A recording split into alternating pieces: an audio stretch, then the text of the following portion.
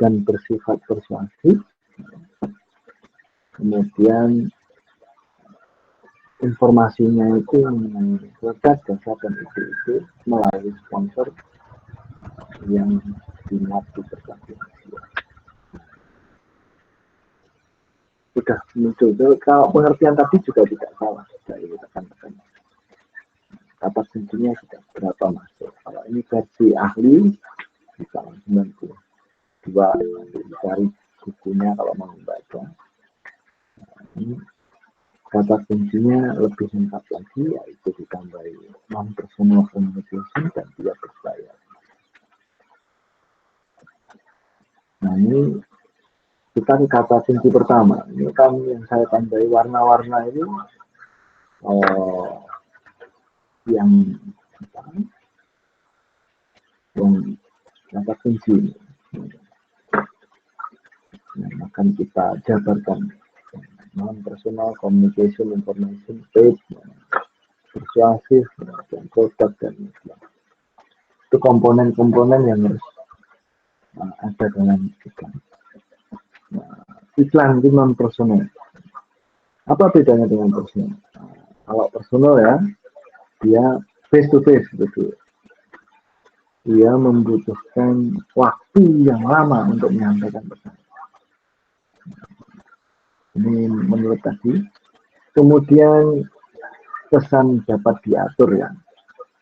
Diatur mana yang dibatasi, mana yang harus disampaikan lebih detail gitu. Memang ada kelebihannya di sini karena seller bisa mengatur, menyaring pesan sebelum itu disampaikan, getting across. Dan bagaimana cara dia bisa sesuai dengan kondisi emosional atau suasana saat itu. Pesan itu dapat diatur. Memang mudah untuk mencari pelanggan. Isi pesan customer. Bisa langsung menemuinya ya. Mana yang potensial. Tapi ini semua mahal. Baik sisi uang maupun waktu. Mahal. Kalau non-personal yang menjadi karakter utama dari iklan adalah jadi waktu dan tempat yang terbatas. Coba diamati di televisi itu tidak bisa lama-lama karena waktunya terbatas. Oleh stasiun televisi dibatasi space iklan untuk time itu berapa menit, waktu dan tempat. Kalau iklan itu biasanya kalau dengan peraturan regulasi tiap daerah itu ada spot-spot iklan tertentu yang bisa untuk memasang reklame dan seterusnya. Di HP kita bisa melihat ya. Kadang di grup WA pun tidak semudah kita mengiklan. Ada yang dibatasi tidak boleh mengiklan. Ada yang boleh iklan. Di sosmed, ya, Facebook, misalkan ada marketplace, itu khusus untuk mengiklan yang lebih efektif. Di tempatnya itu juga bisa jadi tidak seperti yang terjadi tempatnya. Tetapi dengan sosial media sebenarnya limited time and space ini sudah hilang karena bisa diakses kapan dengan e-commerce gitu, bisa diakses kapan kita nggak punya batasan untuk tempat. Nah mungkin yang paling apa sekarang sudah nggak relevan dengan adanya iklan digital. Yang kedua adalah kita tidak tahu pelanggan yang akan membaca atau membeli produk kita yang tertarik dengan iklan kita. Dan kita tidak tahu gimana reaksi dari calon pelanggan. Apakah dia skeptis, dia tertarik secara emosional gitu. Dan ini yang satu, bahkan ini banyak yang nggak relevan sekarang ya. Misalkan cancel the message in midstream. Jadi pesan yang sudah disampaikan itu tidak bisa dirubah lagi, nggak bisa diedit. Nah, 1, 2, 3, 4 ini sudah relatif bisa diantisipasi dengan iklan digital. Bisa diedit. Sekarang banyak iklan, kita menyampaikan iklan di situs-situs tertentu itu bisa mengedit kontennya. Kemudian pesan itu sudah dipersiapkan sebelum iklan itu ditampilkan. Jadi message doesn't have to be created on the spot. Tapi tidak harus dibuat saat itu di titik atau lokasi beriklan. Itu sudah dipersiapkan. Nah, dia memerlukan extensive research. Jadi karena kita tidak tahu sasaran siapa yang akan membaca atau melihat iklan yang tertarik dengan iklan, maka kita perlu melakukan riset. Mungkin rekan-rekan sudah pernah ya ikut riset pemasaran, misalkan saat ada giveaway lewat mengisi kuesioner tentang suatu produk. Contoh perusahaan ingin mengenali targeted market atau dalam hal ini target iklan. Dan memang ini lebih murah daripada personalisasi. Jauh lebih murah dengan kemudahan sekarang. Coba bandingkan iklan kalau kita harus menerjunkan banyak orang untuk melakukan negosiasi, meyakinkan konsumen datang ke sana kemari dengan seminar dan door to door.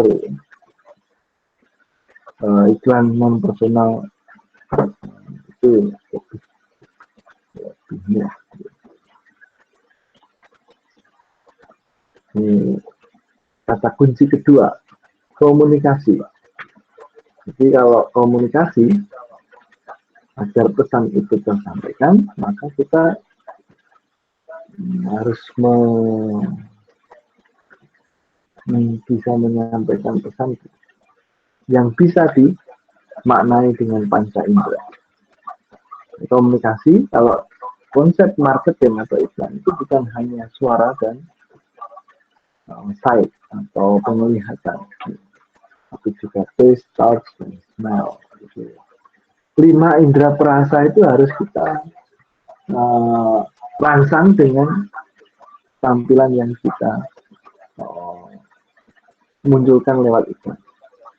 Walaupun iklan itu ada di TV, hanya suara dan visual, tapi bagaimana caranya konsumen itu dapat merasakan produk itu sebelum dia membeli. Jadi sudah ada rasa rangsangan di pengecap ya, bahkan bau.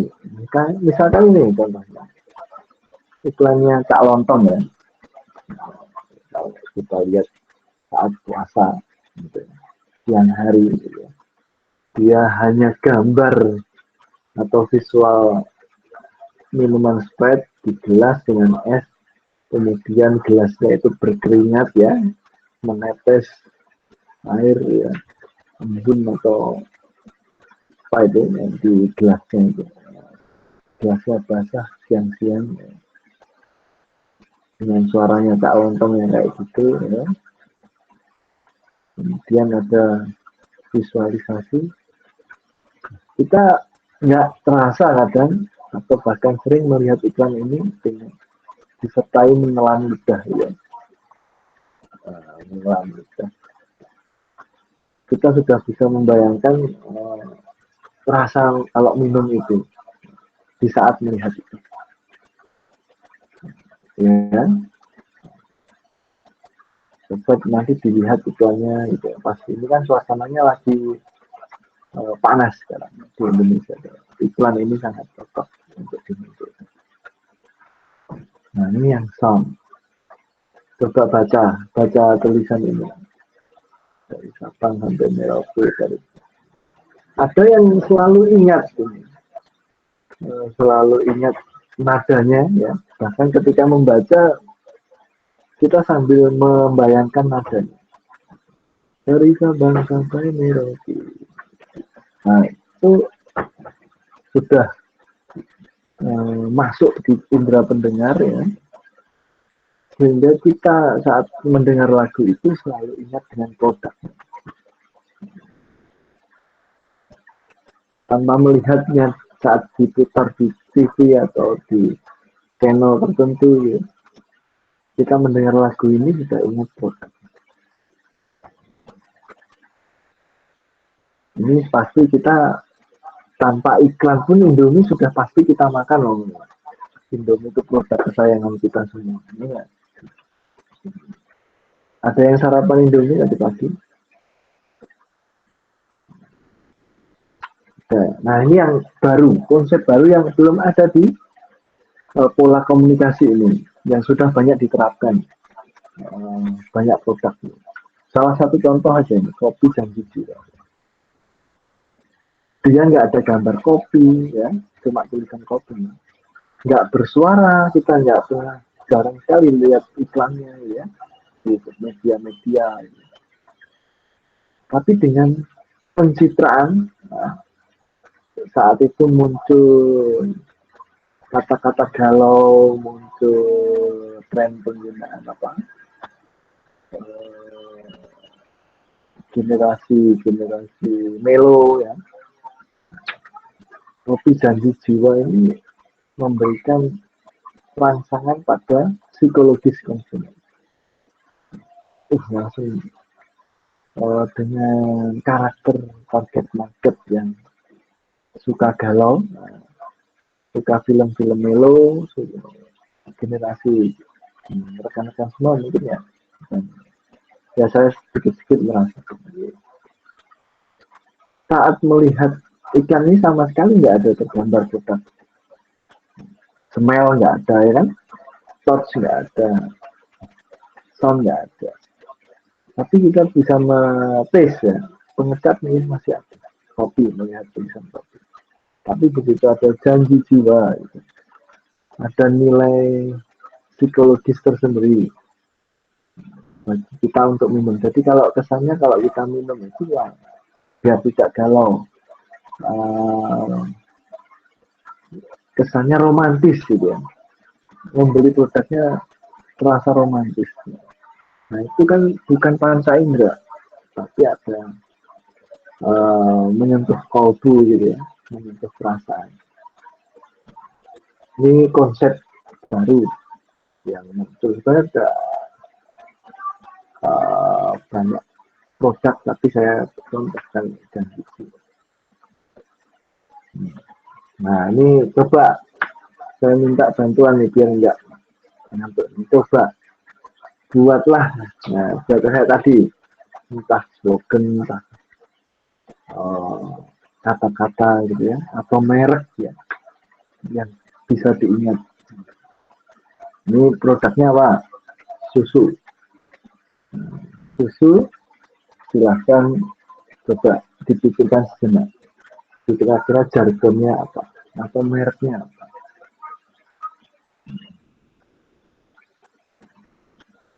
Susu.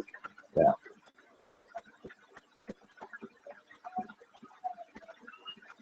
Nah, ada yang sudah punya ide, ini rangsangan kreativitas.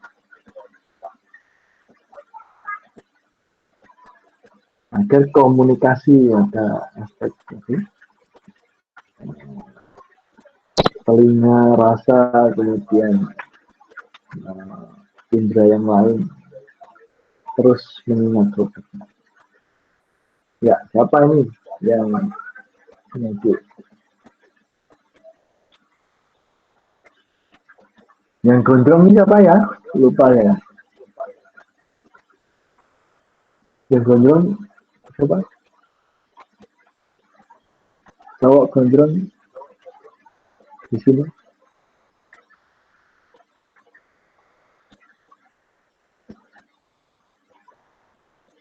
Siapa ya? Tadi saya lihat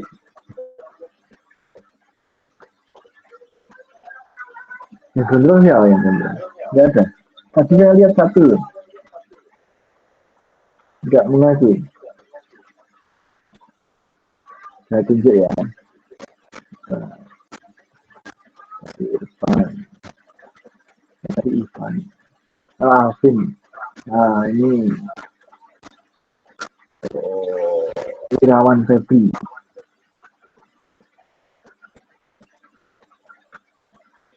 Irawan Febri. Ini sikap nih fotonya.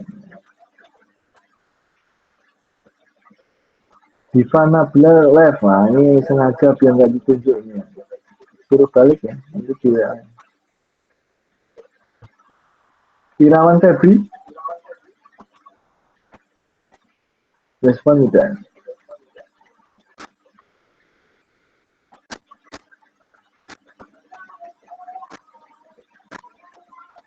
Irawan Febri. Masih tidur ya? Enggak. Yang Rizky. Nah ini fotonya gondrong nih. Rizky Prasetyo. Kalau nggak respon nanti loh. Nggak adil ya. Rizky. Ya, halo Pak. Nah, ini produk ini silakan buatkan nih.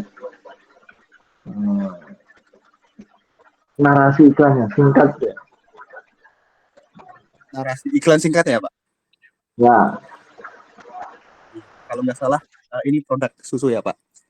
ya. Narasi iklannya ya untuk eh, keluarga di rumah yang membutuhkan asupan energi, silahkan untuk mengkonsumsi kambing susu kambing berenergi ini supaya kalian dalam menjalani hari-hari bisa semangat, kuat dan terampil seperti itu. Mungkin itu Pak, saya kurang ahli dalam membuat iklan ya Pak. Oh iya, ya, itu tadi iklan lewat pengumuman masjid ya, gitu ya orangnya.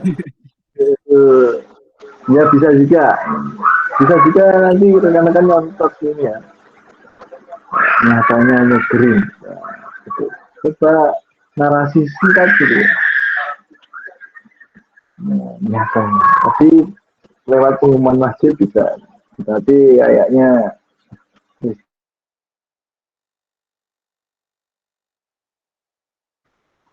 Sherly Indriani. Nggih, Pak. Oke, Sherly. Itu ini gimana Sherly? Maaf ya Pak kalau aneh. Enggak apa-apa. Sebenarnya konsumen suka yang aneh-aneh. Gimana ya Pak?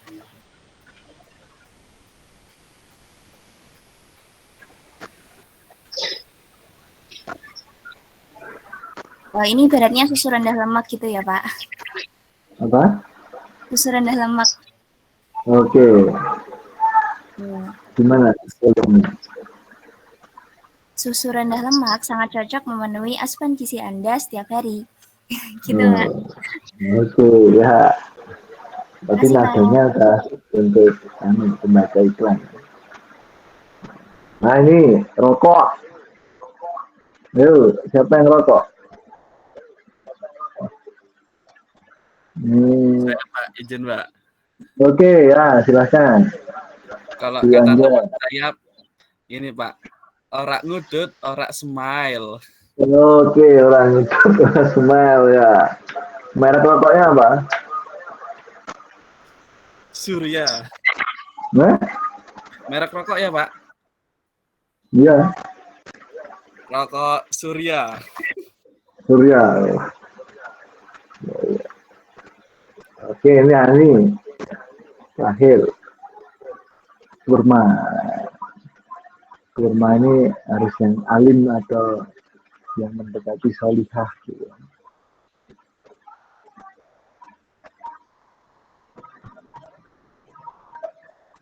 Namanya yang cocok untuk iklan kurma ya. Wah, ternyata banyak yang cocok.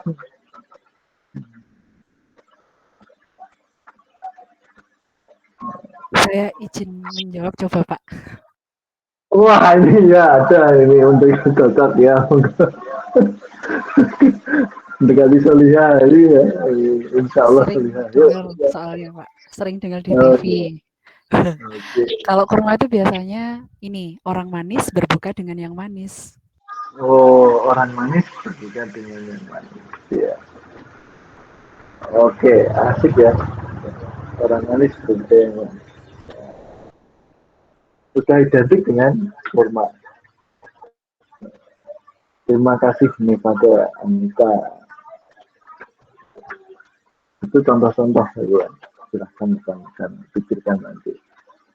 Kalau mau menjadi seorang manajer marketing, salah satu keahliannya berpikir sesuatu yang menarik atau eye catching atau yang dapat mengingatkan konsumen dengan produk.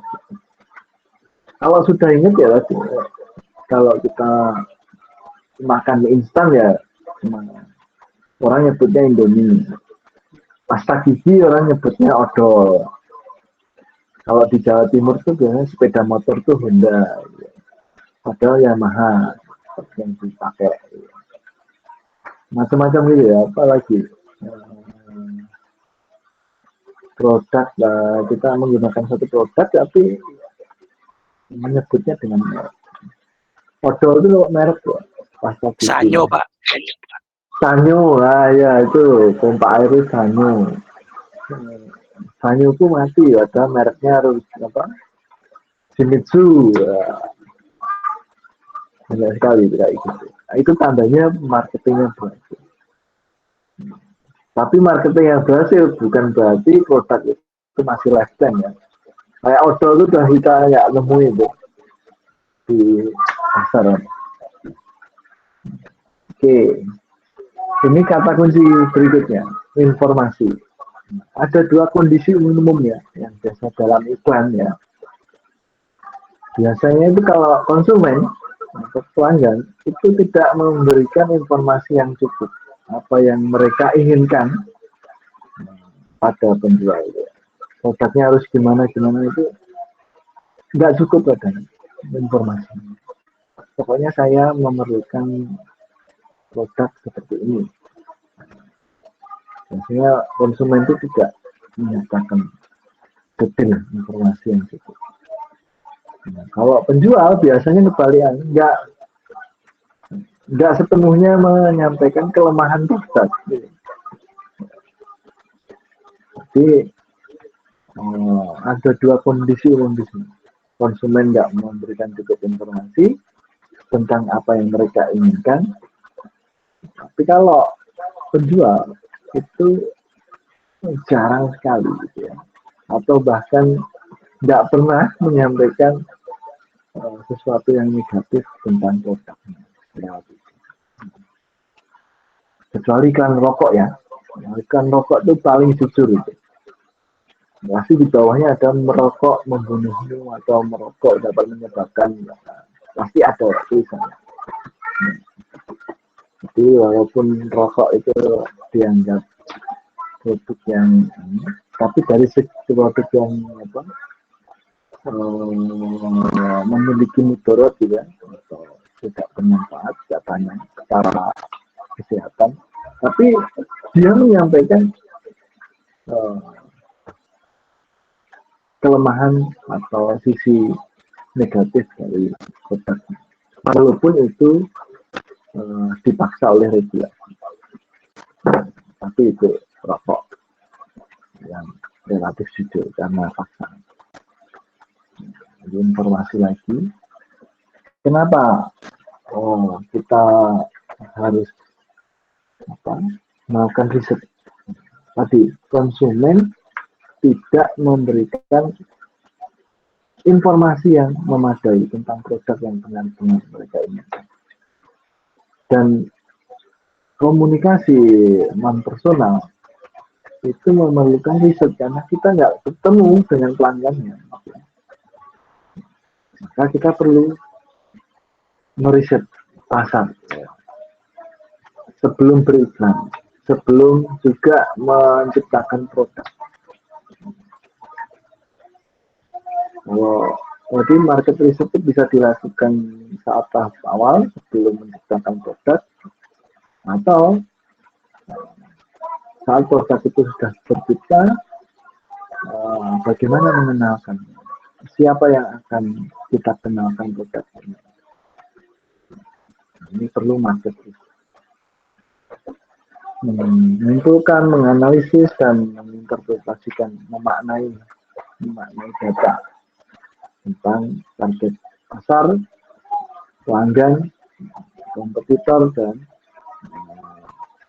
industri secara keseluruhan. Nah, coba dilihat ini, banyak iklan rokok ya, lagi rokok yang memang iklannya itu sangat punya value yang bagus. Jarum super, pria punya selera, ya kan? Kemudian email itu tadi kayak Sampurna itu punya jargon yang lain. Karakternya sama, semua rokok itu iklannya karakternya sama, tidak menyampaikan produknya, tetapi suatu value yang akan diperoleh, ya, yang seakan-akan dapat diperoleh ketika mengkonsumsi itu. Kompetitor rokok melakukan iklan seperti itu, maka yang lain pun juga mengikuti. Sampurna hijau asiknya rame-rame. Dulu ada iklan Sampurna hijau. Yang Wani Piro itu jarum bikinan. Iklannya menarik semua. Macam-macam tentang riset pasar, yaitu brand riset. Mereknya yang enak itu apa? Untuk diingat. Kemudian merek-merek pesaing itu berapa kosakata, berapa huruf, ya, agar mudah diingat. Kemudian marketing campaign evaluation. Jadi pemasaran yang sudah dilakukan oleh perusahaan itu ataupun kompetitor, kita evaluasi. Apa kelemahannya, berapa biayanya yang sudah dikeluarkan, berapa banyak dia mampu menarik pelanggan baru. Kompetitor research jelas kita harus ikut juga menganalisis apa kelebihan mereka, ya, kekurangan mereka. Kemudian segmentasi pasar, target market kita apakah orang berpendapatan sekian sampai sekian, usia sekian sampai sekian, pendidikannya, lokasi tempat tinggalnya. Consumer research ini tentang preferensi mereka tentang produk. Produknya ingin seperti apa, dikemas bagaimana. Bagaimana pendapat mereka tentang iklan terdahulu. Product development ini sudah termasuk bukan termasuk pada kepentingan iklan, tapi kepentingan pengembangan produk. Dan testing penggunaan ini juga kaitannya dengan produk, bukan dengan iklan. Sampai sini ada pertanyaan? Pasti belum ya? Masih enak rebahan.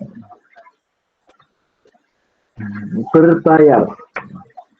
Coba nilai belanja iklan di Indonesia ini sekian. Di TV itu 88 triliun. Tapi kalau dibagi jumlah stasiun TV nasional yang kaliber besar, berarti mereka tuh memperoleh triliunan. Karena jumlahnya nggak ada 88. Nah, itu apa? Stasiun TV itu yang nasional kaliber besar. Paling hanya berapa? Belasan. Artinya mereka tuh industri yang menguntungkan. Iklannya sekian, belanja iklannya banyak. 88 triliun.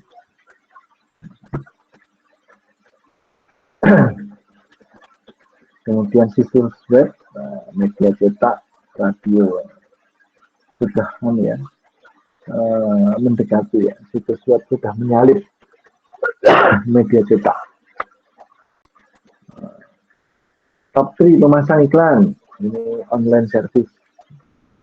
Online service itu kayak Gojek, Tokopedia, mereka startup yang memerlukan penetrasi pasar. Ya ingin publikasi, ingin semakin dikenal karena bagaimanapun juga online service di Indonesia itu masih baru, sehingga perlu iklan yang membutuhkan anggaran besar ya, agar semakin luas cakupan. Facial care dan hair care. Ini perawatan rambut dan perawatan wajah. Berarti kita itu ya selain dianggap oleh industri, kita itu sebagai sasaran bisnis jasa online. Nah, kita itu prefer pada perawatan penampilan. Facial care dan hair care ini iklannya tinggi nilainya. Jadi kita itu dipandang ya konsumen yang mementingkan penampilan. Jadi facial care dan hair care berani mengalokasikan dana iklan. Nah, kalau yang pengiklan yang berdasarkan industrinya ya atau produknya, yang paling besar adalah ya online service, facial care, kemudian kopi ya. Kopi sudah mulai mengikuti. Artinya kita itu suka menyusuri dunia maya. Kita itu konsumen yang memperhatikan penampilan, dan kita ini gemar minum kopi. Gemar minum kopi dan hobi makan mie instan. Ya. Terus apa ini? Dan follow on ini biasanya produk-produk susu ya, atau apa. Kemudian snack, baru rokok, iklan komunikasi atau peralatan komunikasi, HP dan seterusnya. Baru nyuci, iklan peralatan laundry. Ini cerminan potensi konsumen ya, karakter konsumen di Indonesia.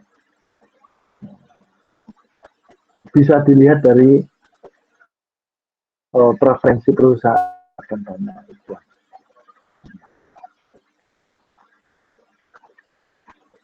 Nah, bagaimana caranya kita mengalokasikan dana iklan?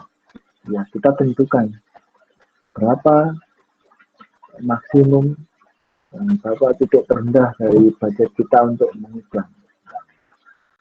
Kemudian kita sudah menghitung penyesuaian pada budget ya, budget iklannya ketika iklan itu berhasil maupun tidak. Dan setelah kita punya budget, kita bisa langsung bernegosiasi dengan sponsor. Sponsor itu medianya. Nah, walaupun sudah tertera harga, tapi kalau kita akan mengiklan dengan volume yang tinggi, kita bisa bernegosiasi.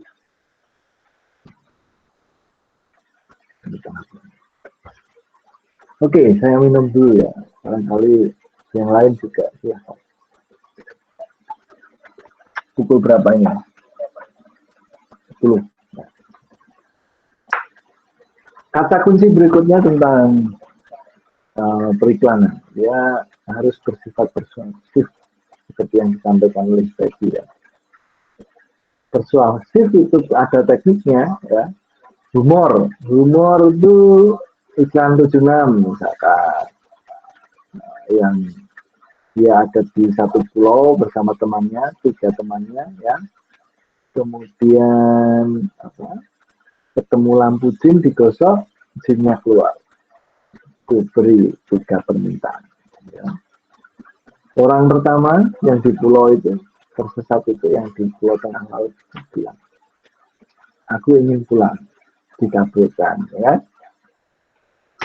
Yang kedua, aku juga, dia dikabulkan lagi, dia pulang. Tinggal orang terakhir ya, aku ingin mereka balik, gitu, dikabulkan lagi ya.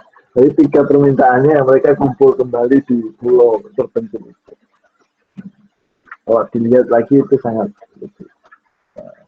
Mungkin kalau saya ceritakan kurang lucu, silakan dilihat.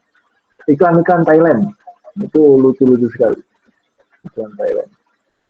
Kalau dulu Indonesia itu iklannya sutradara Dimas J, Dimas Jaya Diningrat, juga relatif lucu-lucu.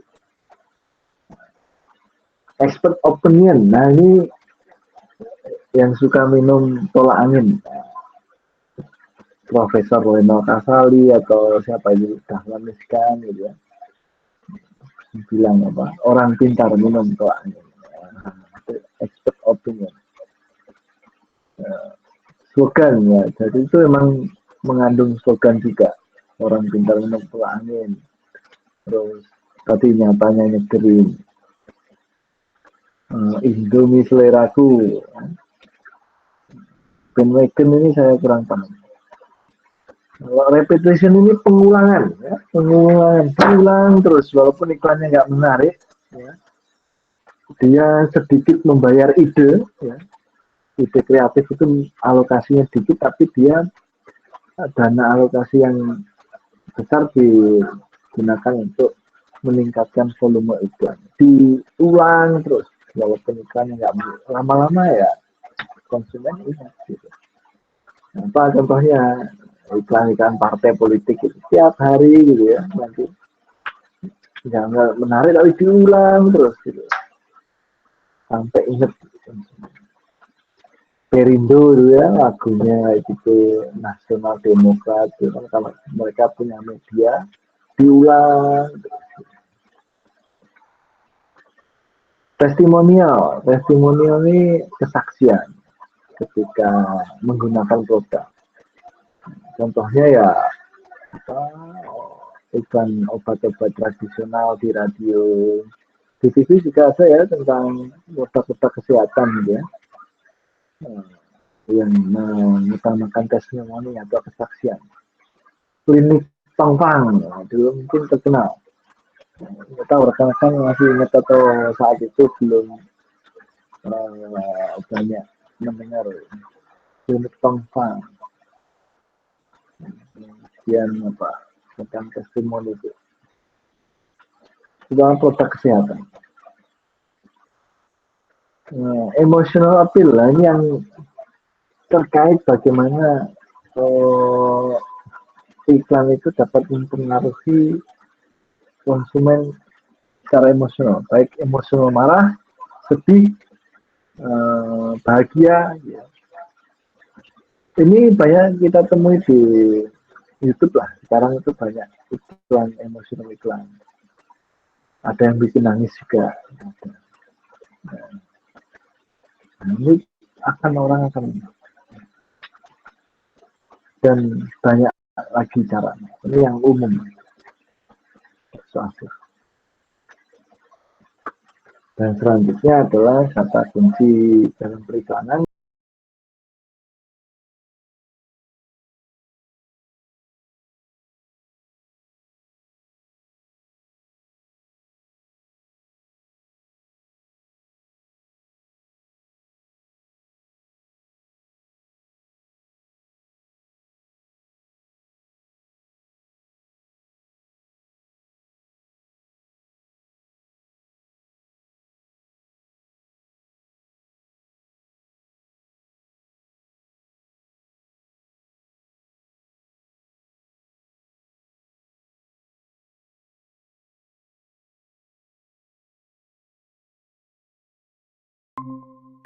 dia menyampaikan tadi kalau masih ada banyak celah kenapa harus nyerah.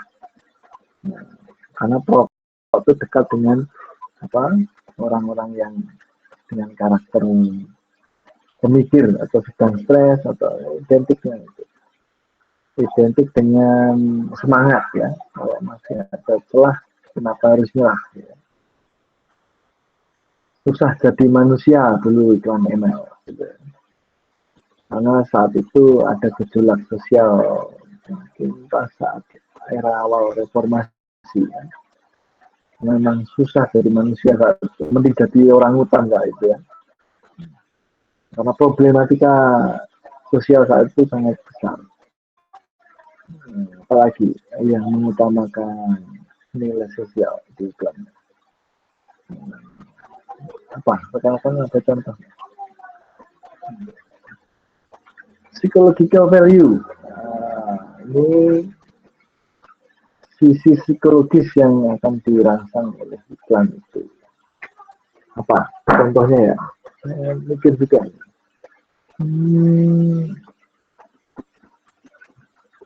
Psychological value. Tadi yang janji jiwa tadi. Janji jiwa tadi. Jadi kalau namanya saja sudah meresap ya, punya nilai romantisme. Yang berikutnya economic value yang ditonjolkan. Nah ini biasanya iklannya tidak menarik dengan budget rendah gitu ya. Iklannya seadanya gitu. Iklan banyak ini TV sekarang iklannya agak menarik. Seadanya.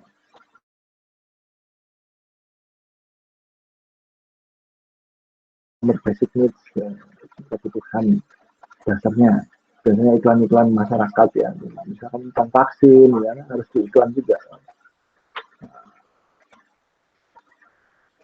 Ini contoh-contoh produk dasar dan ide-ide mana yang akan ditonjolkan.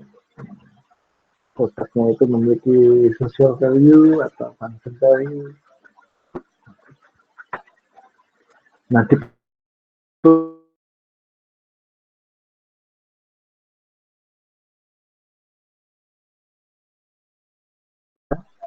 jadi bagaimana caranya iklan itu menyampaikan perbedaan produk yang kita punya dengan produk yang lain. Atau yang diistilahkan product differentiation yang harus kita lakukan mengidentifikasi bagaimana caranya produk itu berbeda. Pertama dari kualitas ya, kualitasnya lebih awet atau lebih berfungsi dengan baik. Misalkan deterjen ya, mana yang sanggup menghilangkan noda tapi tidak melunturkan warna. Kualitasnya apa? Harganya dari yang lebih murah kalau konsumen ya. Tapi kalau konsumen sudah loyal dengan suatu produk ya harganya nggak penting. Dengan jasa dan pelayanan dan interaksi ya. Bagaimana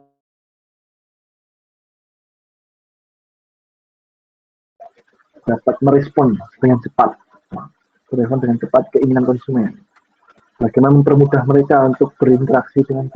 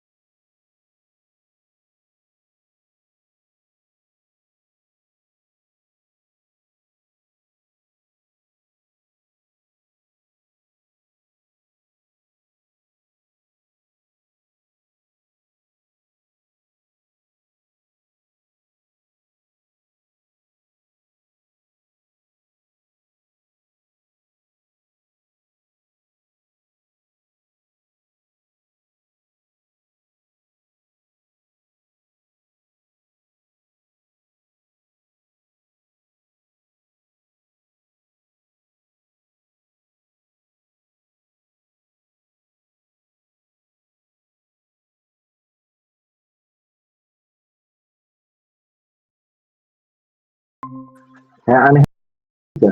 Susu beruang tapi iklannya naga ya. Khususnya buat customization ya. Apakah konsumen itu bisa mengcustom atau apa ya? Mengcustom itu merubah-rubah sesuai keinginan pada produk itu. Biasanya ya HP ini ya. HP itu kita bisa custom tampilannya, terus kalau motor itu ya kita custom tampilannya, mesinnya, dan seterusnya. Nah ini beberapa penentu dari produk differentiation, pembeda produk kita dengan produk lain. Nah, ini terakhir nih, kata kunci terakhir, media. Media itu macam-macam. Kalau dulu hanya koran, TV, radio ya, sekarang sudah banyak sekali ya. Kita tampilkan sebuah buat teknologi mobile app, kemudian website, seminar, ya, conference sponsorship nih. Conference sponsorship ini saat saya di Cina itu banyak sekali. Tidak tahu, saya pernah cerita tapi belum di kelas ini. Jadi produk-produk elektronik terutama di Cina atau industri peralatan-peralatan itu mengadakan conference sponsorship. Calon konsumen dibiayai perjalanannya, penginapannya, uang sakunya untuk makan, dan fee ya, diundang ke Cina menghadiri seminar. Seminar itu isinya ya mempromosikan produk. Konsumen itu diundang, dibiayai oleh seller untuk menghadiri promosi. Supplier webinar. Nah, sekarang karena pandemi itu sudah bergeser ke supplier webinar. Jadi peluncuran produk macam-macam lewat seminar online.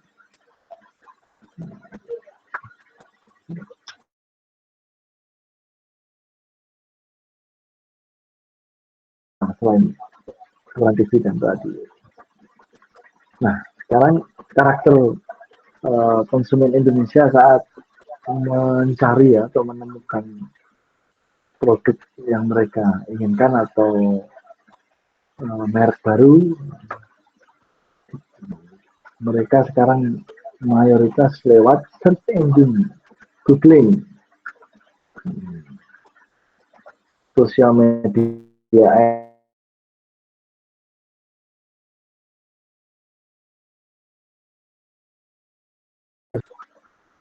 Kalau komen gratis nanti spam ya. Biasanya siapa yang sukanya spam? Ada di Twitter misalkan, retweet banyak, interaksinya banyak di utasnya itu, di threadnya itu, kemudian kita nyepam di situ. Nah, sosial media komen itu banyak dilakukan. Brand website ya, word of mouth ini cara lama tapi sekarang muncul lagi ya word of mouth ini. Kalau dulu dari mulut ke mulut, cuma sekarang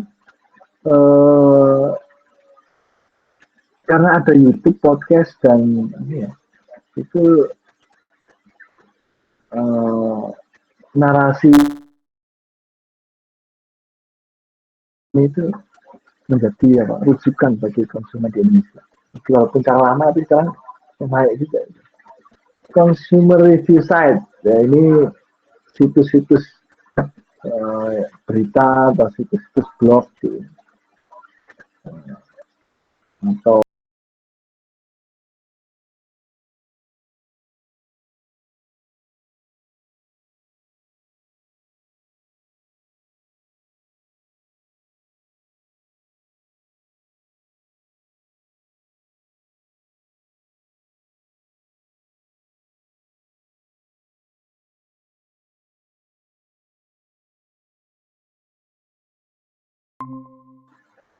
review from expert bloggers ini juga YouTubers ya. Jadi orang biasanya lihat video review gadget apa sobat HP apa lagi banyak ini.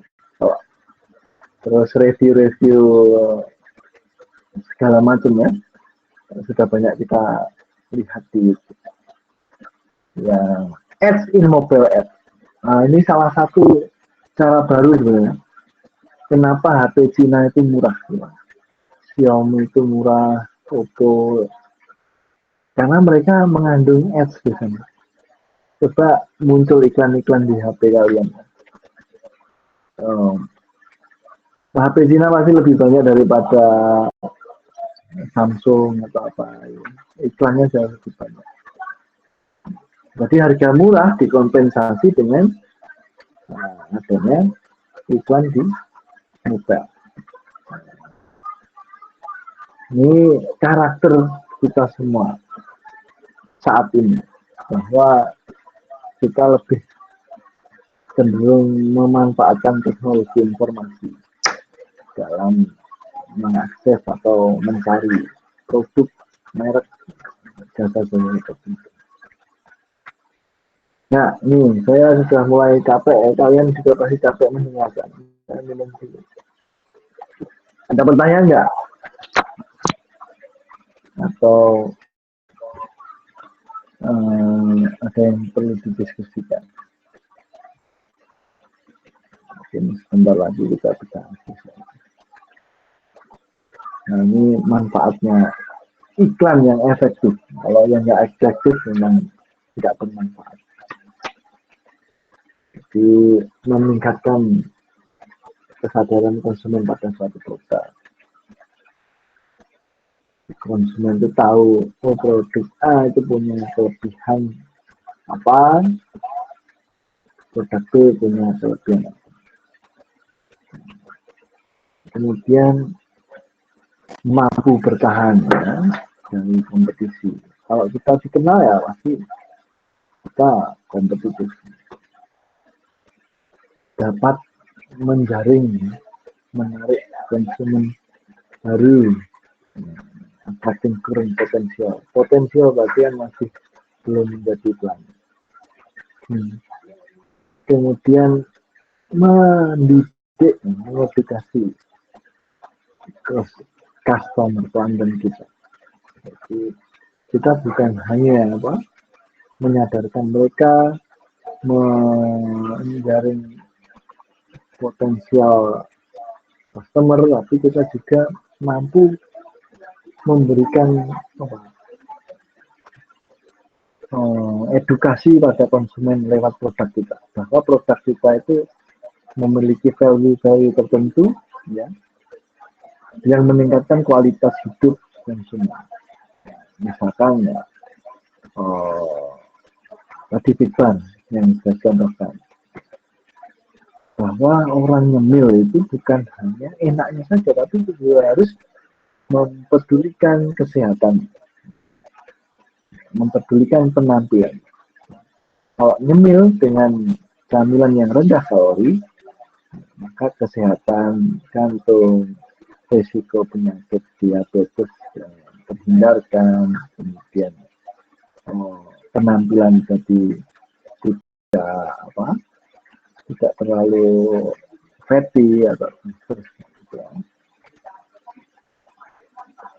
meningkatkan penjualan dan return of investment jelas, meningkatkan brand image jelas ya, image merek kita. Kalau sudah beriklan berarti sudah punya image yang bagus bagi konsumen. Sesuatu yang muncul di TV, muncul di media, ya pasti punya kesan yang positif daripada yang belum sama sekali. Dan mendukung berlangsungnya kegiatan bisnis. Ini contohnya. Nah, ini yang terakhir mungkin ya, digital marketing dan tradisional marketing dapat kita maknai juga digital advertising dan tradisional advertising. Bagaimanapun juga Kalau dalam hal keefektifan, digital advertisement ini yang paling sesuai dengan karakter kita tadi, ya. Kita banyak menggunakan search engine, tapi kan kita harus mempunyai konten digital untuk iklan dan seterusnya. Nah, ini digital marketing itu merubah mindset seller dalam hal beriklan, ya. Jadi kalau ada iklan di spanduk baliho itu kadang juga malah menjadi sampah digital, ya, sampah visual. Kota jadi tidak nyaman, gitu ya. Padahal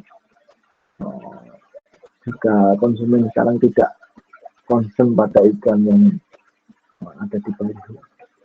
Ya, data tadi menunjukkan, ya, ini datanya, data menunjukkan bahwa konsumen kita itu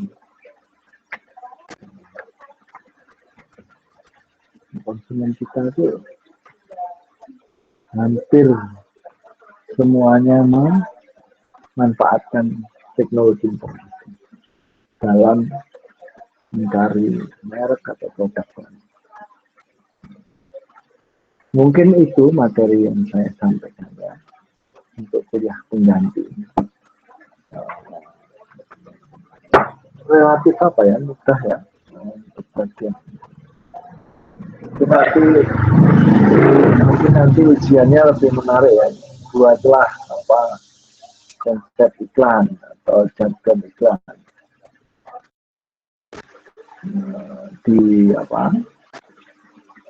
Digambarkan kenapa memilih itu, maknanya apa, kayak gitu. Untuk video besok silahkan diupload, nilainya gede itu video, ya. Jadi kalau ujian kurang berhasil bisa dikompensasi dari video. Ya, dari materi itu mungkin ada yang ingin berdiskusi terkait materi maupun yang enggak. Sudah ada yang live berapa, ya?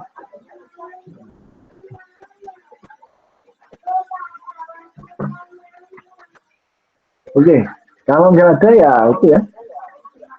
Maaf mengganggu weekendnya, tapi ya semoga bermanfaat.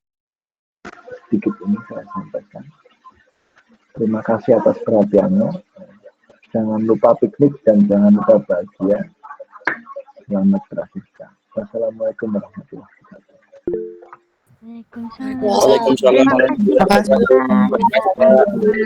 Waalaikumsalam.